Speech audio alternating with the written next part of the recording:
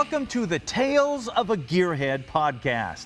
Now, this is a podcast about all things automotive and mechanical, from what's going on in the industry to new products that may be coming out. Heck, we'll even have some of my friends dropping by from time to time to share stories and maybe even some lies. You know, we call that bench racing.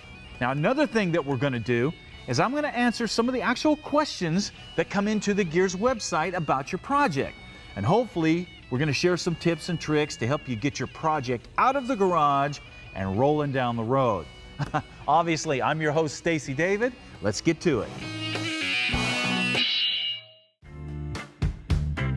The first thing we need to talk about before we get into some of the questions is the big automotive news of the day, the new mid-engine Corvette. Everybody is talking about this. Do you like it? Do you not? If you haven't seen the pictures, Google it, take a look at it. It is the new mid-engine Corvette, and the response is running the gamut. I mean, people love it, people hate it, but the biggest comment that people make that don't like it are basically saying, well, it's not a Corvette. It's just not a Corvette to me. It's too modern, it's too crazy, that kind of thing. And that's kind of a funny comment to me because the Corvette has always been a very innovative car from the very beginning. So I want to kind of walk through the history of the Corvette and kind of talk about what kind of car this really is and see if it can kind of maybe change some of you naysayers' minds a little bit. Keep in mind the Corvette came out, the C1, in 1953. It was the first fiberglass car. Nobody was doing anything with fiberglass, so it was innovative right there. And then, of course, it was a two-seat sports car. Nobody in America was really doing a two-seat sports car, so that was innovative. Now, it had just a straight six-cylinder engine in it. It was about 150 horsepower. There wasn't much going on there, but it was an entry into the sports car world. So the Corvette was innovative right from the beginning. And then in the C1, it wasn't until 55, then they started putting the V8 in it. And then, of course, in 57, fuel injection became available. And all of a sudden, you had a car that had the same horsepower per cubic inch. And that's when the Corvette started to become a real performance car. So that was just the C1. Okay, the C2, which came out in 63, you talk about a change. If you guys don't know, Google them, see what they look like. I mean, the 63 Corvette was from another planet compared to, you know, the 62. It was the Stingray, it had the hidden headlights, it was still one of the greatest automotive shapes I think anybody's ever done. And not only that, it had independent rear suspension. It had completely new frame, suspension setup. It was groundbreaking at the time. Of course, Duntov was already hinting at he wanted to do a mid-engine design. Now, one thing that's very interesting about the mid-60s Corvettes, we'll take a little detour here. Chevrolet kind of pulled out of racing in 64. They were getting their butt kicked by Carroll Shelby with the Cobra. And so they called on Bill Thomas to create something that would beat the Cobra. The result was a wild mid-engine gull-wing door coupe called the Cheetah. And it was an experiment in mid-engine design. Now, the motor was still in the front. It literally sat in the driver's lap. It had no drive shaft. The transmission actually bolted to the rear end. But the Cheetah was an amazing race car for what it was. Of course, right after that, the Grand Sport Corvette came out, and the traditional front engine design stayed there, but the groundwork was laid for a mid-engine Corvette way back, you know, 63, 64. Then, of course, the C2 continued on. The C3 came out. That was based off the Mako Shark look. That's the Corvette that most of us think of. Definitely the most popular body style. They sold the most of those. It ran from 68 all the way to 82. And of course, the early ones, you know, hidden headlights once again. Awesome, awesome cars, very great performance cars. Then into the late 70s, into the 80s, it became quite a turd. But they sold a lot of them because the Corvette always stayed with what was popular with the culture. So, you know, performance wasn't king then, it was more style. So Corvette was more image, this and that, but they still stayed on top of it. Then came the C4. The C4 was Chevrolet's attempt to get back to a true sports car. Not the most attractive car, everybody will agree. It's kind of a wedge looking thing. And the C4 ran from 84 to 96, long time. But the underpinnings of the car, the suspension was absolutely cutting edge. Great performing cars. And that's a great Corvette to get if you're trying to get into one, want to get into one cheap. You can find a C4. It makes a great track car. But that started Corvette back down the road as a true performance car. And the C5, which came out in 97 to 04, is kind of what established it. That's when the Corvette was once again becoming a world-class sports car. It started to race again. All of a sudden, people wanted to drive a Corvette because it was cool and it was a great car, not because it was some sort of image thing or somebody with a bunch of gold chains around their neck. Of course, the C6 continued refining that. This was the big change where they went to exposed headlights. Now, that was a big change because since '63, Corvette always had hidden headlights. And then all of a sudden in '05, boom, you got exposed headlights. And that was a shock. It took me a little bit of time adjusting to that because Corvette to me was always a hidden headlight car. But this chassis and the suspension and the engine on the Corvette was so great, you couldn't argue that it was a world-class sports car. It was the real deal. And of course they came out with the ZR1 that would hit over 200 miles an hour. Of course it was over 100 grand, but still. The C7 Corvettes were all of a sudden not even considered a sports car as much as a true supercar. A supercar is a Ferrari or a Lamborghini or the Ford GT. I mean, these cars are $200,000-$300,000. The Bugatti Veyron's $1 million. You know, so if you're buying a true supercar, 200-mile-an-hour car for 100 grand, that's a pretty good deal. So that brings us up to today with the mid-engine Corvette. I ask you, is there any other place it could have gone? Clear back from the 60s, Corvette has always been threatening to go mid-engine. Now here's the big deal. Chevrolet says that the Corvette is going to come in at a base price of 60 grand. Now I don't know if that's ever going to happen. I think it's more realistic to figure that you're going to spend about 80 grand for one. But when you think about 80 grand for a mid-engine car, a true mid-engine car, that's a bargain. It's still a lot of money, but compared to the Ferraris and Lamborghinis and the Lotus, you know, that are other cars in its class that the Corvette will probably outrun, well, you're talking $200,000-$300,000 cars. So I'm a big fan of the mid-engine design. I've always loved mid-engine cars, spent a lot of time in them. If you haven't driven one, you need to drive one before you make an assumption on them. I think the mid-engine Corvette is going to be a huge hit. People are wondering what we're working on here in the shop. We just pulled an engine out of an '81 Jeep Scrambler. We're doing an original restoration on that for my niece so she can drive it every day, and she wants it just like Dad had it. So that's going to be really cool. It's really hard for me not to put a V8 in it and big tires and do all kinds of stuff that I tried to get my brother to do when he was alive, but it's her vehicle, so I'm going to restrain myself and try not to build this thing like I would want to do it. Also, we're finishing up the SR71 Rapid Tool Express for Cornwell Tools. That's going to be really cool when that's done. If you haven't seen the project on the Gear Show, we're taking a '59 Ford panel and we're making it into the world's fastest tool delivery truck with a big John Cossey blown motor in it, and it's a full tool truck. You'll need to check that out on our website or catch the show, catch up on that project. The fun thing about that is we've been able to tie it in with the Air Force and get access to some stealth technology and some really cool stuff. So look for a show on that coming up. You're gonna love it. And we have some really cool things coming up with the new stealth program, which I can't talk about right now because it is classified. So that's the fun part about it. All right, the first question that we're getting into today is a pretty common one, actually. This comes from a guy. He says, Mr. David, I have a '71 Monte Carlo with quite a few ponies under the hood, and I started off with an all-star power steering pump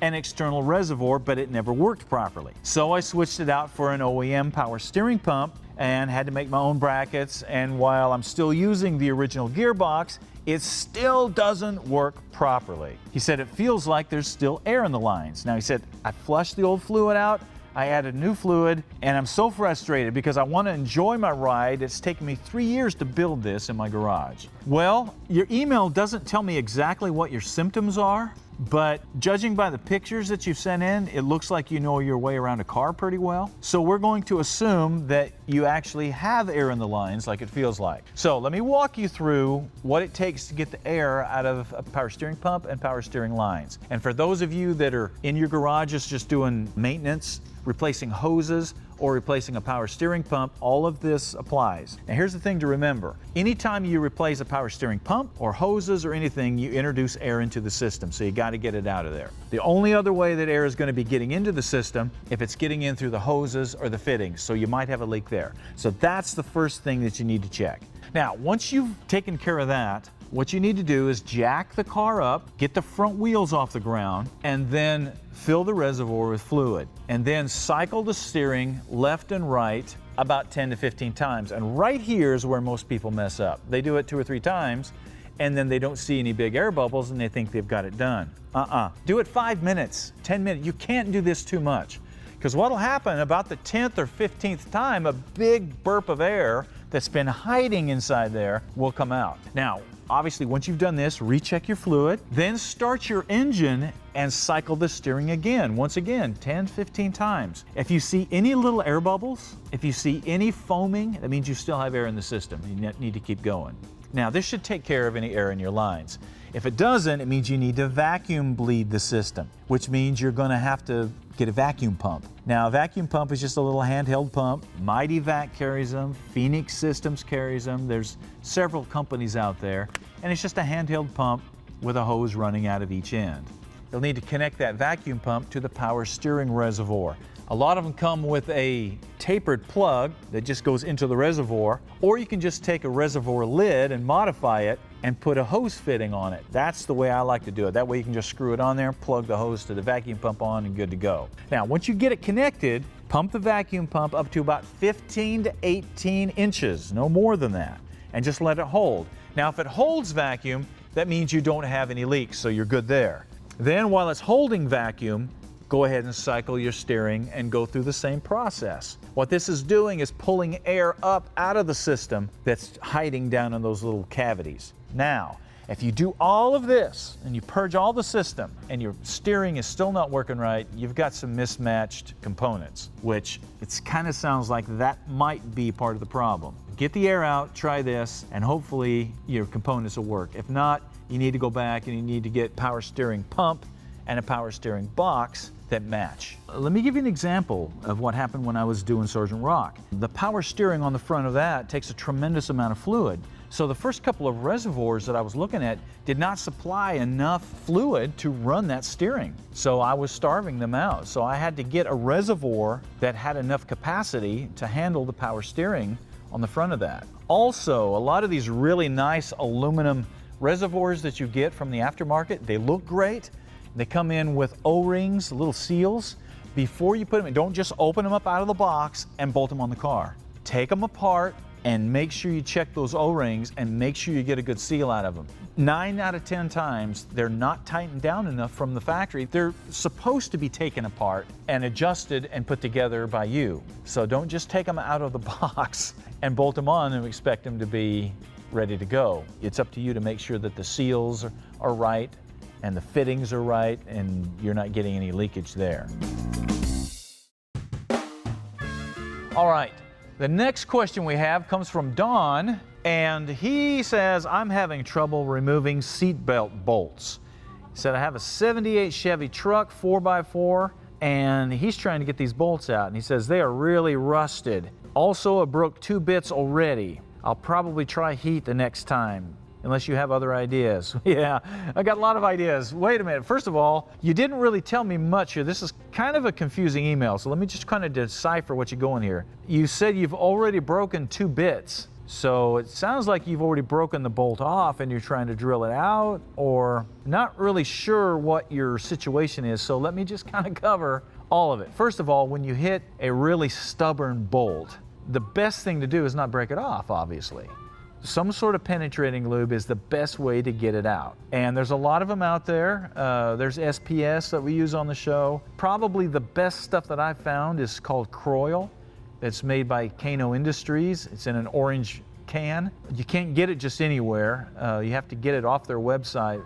But it is an incredible for breaking loose, rusty components. If you can get in there, get this stuff around any penetrant that you decide to use. If you can get the bolt to move some, get it on the threads, that stuff will get down in there and work and hopefully dissolve that rust and get it out. Now, if it's just locked up and it's not happening and you break the bolt off, here's what you want to do. First of all, I don't recommend using heat unless it's totally a last resort, especially in a 78 Chevy. Inside, man, you got carpet, you got old upholstery, you're going to set that thing into fire, man. So I'd stay away from heat. If you've broken it off, you want to grind it down to where it's flat, and you want to center punch the center of that thing, and then you want to drill down the center. The more accurate you can be down the center, the better it is. Try to get it right down the center. Start with a small drill bit and work it through, and then work up to a bigger drill bit until you're almost the size of the threads. Then you get your easy outs out. If you don't have them, you need to get them. They're basically a wedge that has what looks like reverse threads in them. You hammer them in, and then as you crank them counterclockwise, they tighten, but it also pulls out the broken thread. Those are the best things that I've ever used. There's a lot of ways to get broken bolts out. There's a lot of tools, but I usually end up going back to the easy outs. One word of caution though, do not break the easy out. I've done that. It makes for a really bad day because the easy outs are made out of hardened steel, just like your drill bits. They're harder than your drill bits. So if you break an easy out, you're not going to drill it out with a drill bit. You're going to break the drill bit off. Basically, if you break an easy out off inside of a bolt, you got to get in there with a chisel and shatter it and break it to get it out of there. It's a real pain in the butt. Do not break your easy out. Hopefully this gets you down the road. Like I said, I would use heat as a last resort. There's certain areas where heat works good, but for rusty bolts, there's better ways to get it out of there. So hopefully, Don, this helps you. I'd like to see that 78 Chevy when you get it rolling. Send us some pictures in. Speaking of broken bolts, here's a situation that happened to me one time. I was working on a 280Z and I was going to replace the clutch in it. And I decided, this was going to be an afternoon. I got all my tools out. I had all the jacks. I rented a floor jack, all this stuff. This was before I had my shop or anything. And I went in there, had it all planned, and I pulled the transmission out, pulled the clutch out. Everything was great until I got to the flywheel. I was going to have it resurfaced. And I noticed that one of the flywheel bolts was not all the way in, which was odd because this car had never been apart. This was how it came from the factory. So I pulled all the flywheel bolts out but that one, and when I got on that, it kept getting tighter and tighter as I tried to take it out.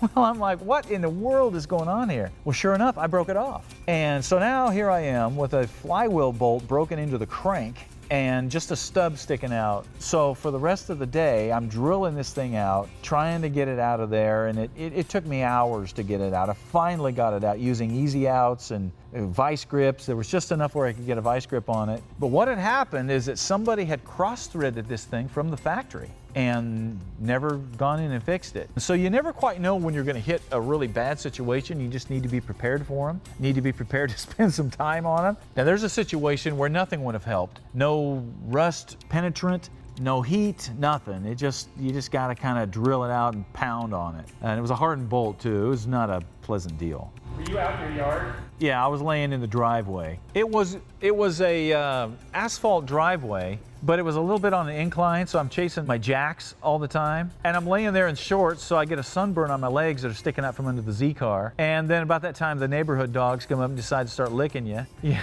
it was a bad deal. And the neighbor comes over and goes, "Hey, what are you doing?" It's like, hey, here's the thing, guys. When you see somebody in the middle of doing some work, don't go up and bother them. I bought this Mustang. I pulled this thing out of a barn. Got it for $500. It was a 65 coupe. And it was actually a really solid car. A guy had used it as a parts car, and he hadn't really pulled any parts off of it. It had the straight six in it, a 3-speed, and the bench seat. And it was solid. I mean, it was worth restoring, so I buy this thing. I didn't need it, but I bought it. And so I take it over to the car wash, and I mean, there was mouse crap 2 inches deep in the floors and the trunk. And I had just loaded the vacuum up with about $4 worth of quarters. And I'm starting to vacuum, and this guy comes up and goes, "Hey, Stacey, how you doing? Is this a project?" I'm like, dude, I just put all my money, all the change I had into the vacuum cleaner. Please let me vacuum this car out. And he stood there, and of course he wouldn't help me. I'm throwing stuff out, and he's like, "Oh, that's really messy." But he wouldn't help. He just wanted to talk. "Hey, so is this something you're going to do on the show?" And I'm like, "No, I'm going to sell it to you. I'm going to wrap it around your neck really quick." But yeah, that was interesting. I guess he finally got the hint. Hey guys, don't forget to check out the Gears TV show on Amazon Prime. Not only are the new shows going to be on there, but we're also in the process of uploading our 13 previous seasons as well. That's a lot of episodes. It's also the place to get new content like our new restoration series that we're doing with LMC trucks. I know you guys are going to love that. Also, you can check out the shows if you're on cable, on MAV TV or Motor Trend TV, and you might want to look into becoming a member of Gears Nation. Why? Because you get to see the shows first, you get a 10% discount on all Gears merchandise out of the store, and your vehicles are the ones that I feature on the What Are You Working On segment on the show, and that's where I pull the questions that I cover on the podcast. Become a member of Gears Nation, and you become a member of the Gears family. Well, that's all we have time for today. For those of you that have never considered having a project, hopefully this podcast inspires you to get out there and find yourself a project, because the skills that you will learn working in your garage are skills that you'll carry with you your whole life. And they will transfer into fixing faucets, fixing refrigerators, fixing your daughter's wrecked cars, fixing other things. You want to be somebody that's a problem solver.